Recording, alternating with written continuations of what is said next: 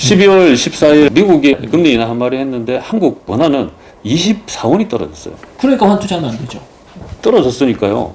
이제 떨어졌으니까 하면 좋다. 이거 왜냐면 자꾸 환율이 헷갈리는 거는 환율이 떨어지는 거는 원화가 가치가 높아진 거죠. 그렇죠. 그렇잖아. 그렇죠? 환율이 올라갔다는 거는 원화 가치가 내려간 거고. 그러니까 떨어졌다는 거는 금리 내린다고 하니까 달러 가치가 없어진 거고 원화는 가만히 있잖아요. 근데 상대적으로 내려갔고 그렇죠. 지금 아마 1290원인가 그쯤 할 겁니다. 정신 차리기 전에 그걸 사야 돼요. 저는 1280원, 1270원 요 언저리에 달러는 어느 정도 샀고요. 지금 엔화도 상대적으로 달러 인덱스에 들어있기 때문에 엔화는 원달러 하는 게 아니라 달러 엔 이렇게 봐야 되는 거예요. 항상 환율은 달러 대비 그렇게 우리도 말하는 습관을 달러 엔, 달러 원 이렇게 바꿔야 됩니다. 그걸 자꾸 헷갈리게 누군가 썼는데 달러 원은 지금 상당히 떨어져 있고 그리고 달러 엔도 상당히 떨어졌을 겁니다. 떨어졌어요. 오늘 20% 이상 떨어진 걸로 알고 있거든요. 20원?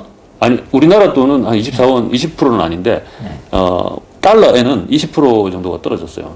그러니까 달러가 완전 값어치가 형편없이 된 거거든요. 20%가 떨어졌다고요? 네. 그러니까 그럼 뭐 한 20몇 원 떨어졌다는 얘기예요? 그러니까 달러 N이 1달러당 달러 150, 160 N이었잖아요. 그 20%면 한 뭐 145네요. 140, 맞네요. 그 정도 떨어졌네요. 근데 보세요. N1을 보면 오르거나 거의 910원이나 이렇게 할 겁니다. 그러니까 또 850원, 860원까지 떨어졌던 게 그렇죠. 얼마 안 된 것 같은데 벌써 900원 회복하고 916원까지 올랐네요. 예. 그러니까 달러 인덱스 상에서 N의 역할, 달러를 쓰레기가 아닌 것처럼 보여주려는 역할이 거의 다 된 거예요. 그리고 일본 은행이 얘기했잖아요. 제로금리 안 하겠다고, 못 하겠다고. 그런 것들이 다 연관이 있는 것 같아요. 제로금리 안 하겠다고 하자마자 금리 동결해버리고 연준이 금리 인하를 하겠다 이렇게 돼버리고. 제로금리 안 하겠다. 지금 제로금리 아닌가요, 일본이? 일본은 제로금리죠. 근데 제로금리 말고 일본은 마이너스 금리 있는지 몰라 하여튼 그런 걸로 가겠다고 했어요. 그러니까 은행들한테 돈 가지고만 있으면 너희들 우리한테 돈 내야 돼. 뭐 이런 식이잖아요. 그럼 빨리 빌려줘야 되니까. 금리를 더 인하하지 않겠다. 그렇죠. 라는 그 발언 때문에 지금 N이 이렇게 오른다는 거죠. 그렇죠. 제가 860N 원 대비 그렇게 했을 때 역사적인 저점이라고까지 계속 말씀을 드렸고요. 필수님 800원 때도 많이 사지 않으셨나요? 뭐 엄청 샀죠, N? 저는. 네. 예. 860원, 70원, 50원, 50 몇 원까지 있었으니까 그때 계속 뭐 몇백만 원씩 샀어요. 물타기 식으로. 그래서 지금은 N은 상당히 많이 확보를 하고요. 우리나라가 해외에 환 투자를 하는 세력들한테는 이게 약간 저금통 같은 걸로 비춰질 수도 있어요. 하루에 20원씩, 20%는 아니지만 거의 15% 이상 왔다 갔다 하는 그 경제 10대 대국이라는 국가의 통화가 이렇게 변동폭이 큰 거는 사례가 거의 없거든요. 우리가 망할 수는 없잖아요. 그러니까 원을 사도 안전해요. 안전한데 그 원의 진동폭이 너무나 커요. 그리고 지금 보면은 해외 자본이든 우리 국내 자본이든 지금 달러가 이제 상대적으로 떨어졌잖아요. 1290원이면 사실은 달러를 사야 돼. 많이 살 겁니다. 왜냐하면 달러가 몇 개월 있다가는 점도표상으로 금리 인하하면 떨어지긴 하겠지만 지금은 아니에요. 지금은 한미 역전 그대로 2%. 근데 이랬을 때는 누군가는 내일 되면 한국 주식을 와장창 팔고 그걸 달러로 바꿔서 이럴 겁니다. 그러면은 환율은 조금 오를 것이고 주가 지수는 또 밑으로 꼬로박을 겁니다. 이게 너무나 많이 보이는 거예요. 금액이 크면 클수록 이런 안정적인 통화에 투자를 하면 되게 안심이 되는 거예요. 그리고 며칠 있다가는 당연히 또 오를 거잖아요. 100%예요. 1320원쯤, 1310원만 돼도 달러로 있던 것들을 다시 원화로 해서 주식을 또 사놓는 거예요.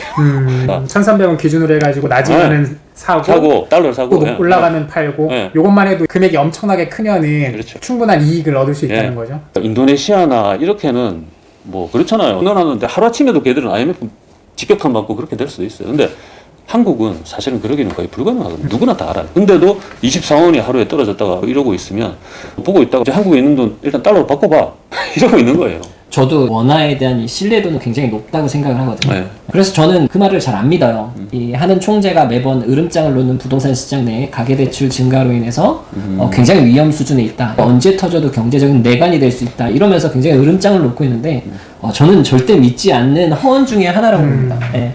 가계대출은 앞으로도 계속 늘어날 수밖에 없는 구조. 우리나라가 화폐를 찍어대는 것만큼 이 유동성이라든가 통화량이 늘어가는 것만큼 가계대출은 늘어날 수밖에 없어요. 물론 이 가계대출 증가율은 줄일 필요는 있겠지만 가계대출 증가를 막겠다? 말도 안 되는 얘기고요.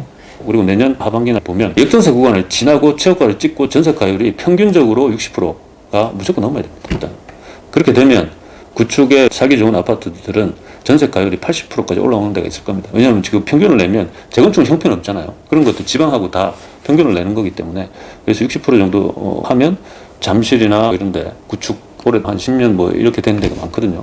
그런 데는 아마 탁 붙을 겁니다. 세계 매정 갭이. 그런 것들은 사람이 돈을 보고 움직일 중요한 동인이 되는 겁니다. 그리고 그 중간에 금리 인하로 인해서 부동산 소비 심리 수요가 좀 느는 상태 딱 대기하고 있는데 야 이거 언제 들어가지? 근데 막 갭 투자를 누군가 해 선행적으로. 그리고 압구정 현대 같은데 이런 데는 사실은 중국 자본이 온다고 봐야 돼요. 그렇게 해서 최고가를 또 경신을 해. 아 그러면 펭귄 한 마리가 뛰어들면 어떻습니까? 쫙 뛰어들잖아요. 또 그러한 장세가 있을 수 있다. 이렇게는 봅니다. 저는 조금 안타까운 게 뭐냐면 예전에 전세 관련해서 이야기를 할 때 국토부 장관마저도 이제는 전세 제도가 바뀔 때가 됐다, 사라질 때가 됐다, 뭐 이러한 주장들을 그렇죠. 굉장히 많이 했고 했었어요. 국회의원들마저 월세 사는 게 당연한 거다, 전세라는 제도는 리스크가 크다. 사실은 조선시대 때부터 내려왔던 전세 제도에 우리나라만큼 전세 제도가 잘 되는 경우가 없어요. 대한민국 있는 임차인은 임대차 보호로 보호하고 임차권 등기도 하고 남의 근저당권 이상으로 먼저 설정할 수 있게끔 세입자의 임차권 등기라든가 소액 임차인 최우선 면제권이라든가 임차인을 보호하는 법이 촘촘히 굉장히 잘 돼 있거든요. 그러면은 전세는 굉장히 적은 금액으로 주거를 안정적으로 만드는 방법 중에 하나인데 전세 사기가 터지고 임대인 탓으로 돌리다 보니까 이제 전세 제도를 바꿀 때가 됐다, 전세 제도가 사라질 때가 됐다, 뭐 이런 식으로 되는데 막상 전세 사기가 터지고 굉장히 큰 이슈로 몰아가면서 임대인들을 나쁜 놈 취급하다 보니까 월세 전환율이 굉장히 높았잖아요. 지금 한 2년 차 정도 되니까 다시 전세로 옮겨간단 말이에요. 그러니까 이게 전세라는 거는 정말 그 무주택자분들한테 전 세계에서 가장 저렴하게 주택을 제공하는 방법인데 이게 위험하고 정치인이라든가 이런 사람들이 없애겠다, 이거는 임대인 탓이다 이렇게 돌리면서 그 좋은 제도를 없애니까 막상 월세가가 올라가고 주거비용이 상승하니까 지금 다시 전세로 오잖아요. 그러니까 애초에 월세로 옮겨야 된다라는 이러한 정책이 아니라 그때 당시에도 더 촘촘한 전세 제도라든가 이런 정책들을 폈다면 다시 한번 전세난이 일어나는 상황들은 벌어지지 않았을 거거든요. 앞으로 보세요. 전세가율은 많이 올라갈 겁니다. 그리고 전세에 대한 희귀성은 높아질 수밖에 없을 것 같아요. 지금 현대의 가장 큰 폐악이 저는 대리인들이, 그러한 분들이 사실 국민을 대변하고 대리인 역할을 하시는 분들인데 이런 분들이 너무나 많은 영향력을 가지고 자신감 있게 얘기하는 건 좋은데 그 얘기대로 안 됐을 때 책임은 하나도 없다라는 게 가장 큰 병폐 같거든요. 우리는 답을 드리진 않습니다. 주식이나 부동산은 복잡게요. 기본적으로 복잡게. 그리고 오픈되어 있습니다. 그게 항상 오픈되어 있지 클로즈돼서 변수 한 10개 가지고 할 수 있으면 그걸 누가 다 수익을 못 얻겠습니까? 그렇지 않기 때문에 그렇죠. 그러니까 이런 것들을 한두 줄의 워딩으로 끝맺고 그리고 단언하고 그게 더 쉽고 좀 명쾌하고 아 저게 맞다 이렇게 표현될 수는 있겠으나 계속 그런 식으로 영향을 받고 생각을 안 하시고 각자 그러다 보면 주식이나 부동산은 사실 안 하시는 게 더 좋다 이렇게 생각합니다. 이 말씀이 어느 정도 공감이 됩니다. 저도 그렇고 피어스님도 그렇고 견해가 조금 다를지언정 우리만의 투자 기준이 있잖아요. 그렇죠, 그렇죠. 그리고 우리가 견해가 틀릴 수 있고 우리 전망은 언제든지 틀릴 수 있어요. 우리도 굉장히 잘 틀립니다. 다만 우리는 스스로 설정한 투자법에 의해서 틀렸다고 하게 되면 그 틀린 걸 수긍하고 다시 수정하면 돼요. 근데 남의 말만 듣는 사람들 혹은 그렇죠. 스피커의 말만 듣고서 따라하는 사람들은 그 스피커가 잘못했다는 얘기가 안 나올 때까지 계속 투자를 그렇죠, 한단 말이에요. 그렇죠. 그렇기 때문에 훨씬 더 성공 확률이 낮아져요. 그래서 스피커의 말이라든가 전문가의 말을 듣지 말고 내 스스로 투자를 하시고 투자에 대한 이 기준이라든가 투자에 대한 방법을 설정하시는 게 투자 시장에서만큼은 훨씬 더 생존 확률이 높다 말씀을 드리고 싶네요. 앞으로 공감을 하고요. 명확한 워딩으로 얘기하는 것보다는요 여러 가지 변수를 그 상황에 맞게 하나하나 뜯어보고 그리고 전체적인 추세가 이렇다 그런 글들이 되게 지루하고 읽어내기가 힘듭니다. 하지만 그런 것들을 읽어내려는 습관을 들이셔야 된다고 저는 생각해요. 그래서 지금 궁금한 게 그럼 피어스님은 지금 이제 엔화랑 달러를 많이 보유하고 있는데 네. 어느 정도까지 오르면은 이 비중을 줄이실 생각입니까? 저는 명확하게 달러는 네. 1350원이 되잖아요. 근데 거기까지 터치를 일단 했는데 1400원 이렇게까지 한번 본 적이 있기 때문에 근데 금리 인하를 지금 얘기했기 때문에 더 이상 그렇게 가기는 힘들다고 봐야 돼요. 그러면은 1350원이나 이렇게 언저리로 갔을 때는 현재 저는 기준에서 두 번 다시 쳐다보지 않습니다. 바로 원화로 그냥 다 바꾸는 거죠. 그리고 엔화는 원엔은 1000원이 원래 그랬어요. 그래서 원래 우리 원래 그랬어요. 우리 마음속 1000원이에요. 그죠? 대개는 1000원이 1000원 되면 우리 마음속에는 그거 더 이상도 오버슈팅이고 그게 왜 그런지 알아요? 약간 다이소 때문에 그런 거 아, 아니에요? 그래서 맞아요. 우리는 다이소 때문에 그러니까 그냥 그게 무조건 1000원 막 습관이 돼 있어.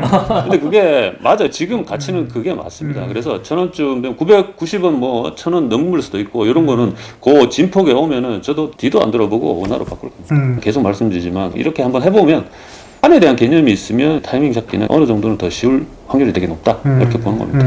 판을 알려면 금리나 이런 것도 따져보지 않을 수 없습니다. 그래서 예언한 예언을 또 드리자면 한동안 N은 계속 빨간색을 그릴 겁니다. 원화 대비해서. 이제 올라가는 거죠. 근데 달러는 하루에 저는 또 이게 처음 봤거든요. 23원이 왔다 갔다 하는 거는 되게 힘든 거고요. 14일을 기준으로 놓고 봤을 때 이제 하락폭이 컸단 말이에요. 환율 하락. 그러니까 원화가치 상승이 됐는데 내일은 원화가치 하락뿐만 아니라 주가지수 하락이 거의 확실시 된다. 이거 90% 확률로 예언을 합니다. 근데 내일이 금요일이잖아요. 그 다음 주 월요일은 또 거의 반대의 확률이 또 높습니다. 이게 진폭이 10원만 돼도 큰 자본들은 조단위가 넘어가니까 엄청나겠죠. 당분간은 이 변동폭을 한국은행이든 뭐든 허용을 하는 것도 되게 많아요. 정책적으로. 그러니까 이렇게 움직일 가능성이 높고 그러면 해외 자본들 입장에서는 저금통이죠. 주식이 제일 쉬워요. 사실 부동산을 현금화하기 어렵기 때문에 지금 거기까지 영향이 없는 거지만 주식도 저금통, 환도 저금통. 그러니까 한 차까지 보면 기하급수적으로 느는 거거든요. 수익을. 이런 것들을 계속 보고 왔다 갔다 하는 겁니다. 지금. 한국은 하여튼 살찐 돼집니다. 확실히 이번에 그런 워딩 자체가 몇 년 만이니까 유의미하긴 하죠. 아, 그렇죠. 네, 네. 이런 금리 인하에 대한 이 언급을 했다라는 건 수년 만이니까 굉장히 파급력이 있을 수밖에 없고 확실히 이 뉴스에 팔으라는 얘기가 이미 금리 인하하겠다라는 게 나왔으니까 말 맞다나 내일은 조금 재미가 없을 수도 있겠네요.